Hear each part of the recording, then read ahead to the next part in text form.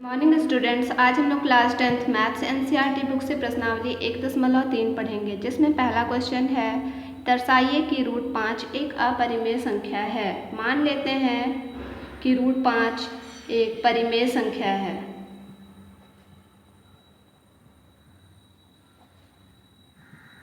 परिमेय संख्या है तो इसको हम लोग p/q के रूप में लिख सकते हैं।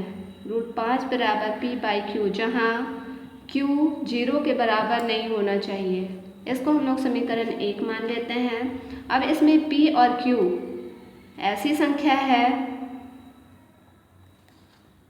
जिसमें एक के अतिरिक्त और कोई गुणनखंड उभयनिष्ठ नहीं है। अगर होगा तो उसको हम लोग काट लेंगे और सह अभाज्य संख्या में बदल लेंगे।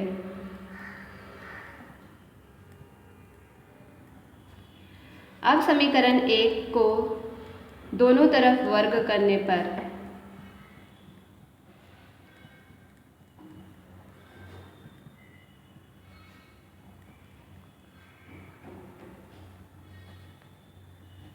रूट 5 का स्क्वायर और इधर हो जाएगा p/q का होल स्क्वायर। रूट 5 का स्क्वायर 5 होता है, p² /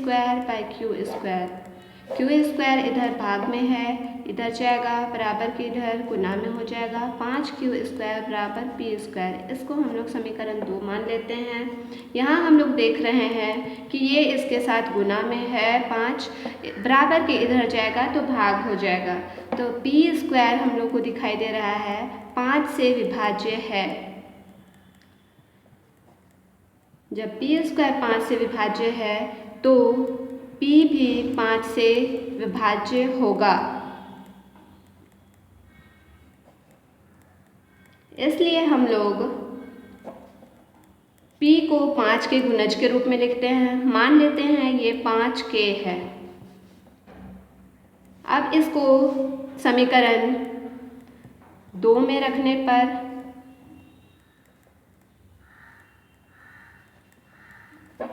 पाँच q² LHS में है, RHS में p² है, तो 5k का होल स्क्वायर।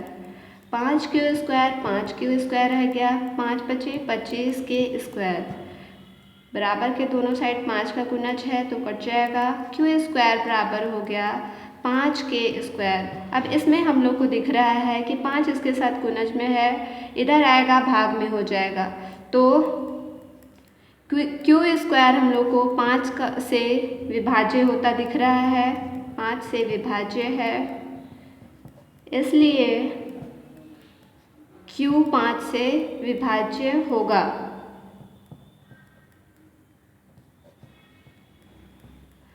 यहाँ हम लोग को p और q का एक और उभयनिष्ठ गुणनखंड दिख रहा है जो 5 है। 5 p को भी भाग दे रहा है और 5 q को भी भाग दे रहा है, तो हम लोग का जो यहाँ हम लोग को p और q का एक उभयनिष्ठ गुणनखंड 5 प्राप्त हो गया, जो हम लोग को विरोधाभास हो रहा है, जो कि हम लोग पहले माने हैं कि एक के अतिरिक्त कोई भी उभयनिष्ठ गुणनखंड नहीं है। यहाँ 5 आ गया, इसलिए हम लोग को यह आया क्योंकि हम लोग का ये गलत कल्पना था कि रूट 5 एक परिमेय संख्या है, अतः रूट 5 एक अपरिमेय संख्या है। अब हम लोग दूसरा नंबर देखते हैं, जिसमें कहता है दर्शाइए कि 3 जोड़ 2 रूट 5 एक अपरिमेय संख्या है। तो इसमें भी इसका ठीक विपरीत 3 जोड़ 2 रूट 5 को हम लोग मान लेते हैं एक परिमेय संख्या है। जब परिमेय संख्या हो गया तो इसको हम लोग p/q के रूप में लिख सकते हैं, जहाँ q 0 नहीं होना चाहिए। 3 बराबर के इधर जोड़ में है, इसलिए बराबर के उधर जाएगा तो घटाव में हो जाएगा, और 2 इधर गुना में है तो बराबर के उधर जाके भाग में हो जाएगा। अब चूंकि p/q परिमेय संख्या हम लोग लिए हैं, अब यहाँ हम लोग को दिख रहा है p/q - 3p दिख रहा है और 2q दिख रहा है, तो ये भी हम लोग का p/q के रूप में है जो परिमेय संख्या होगा।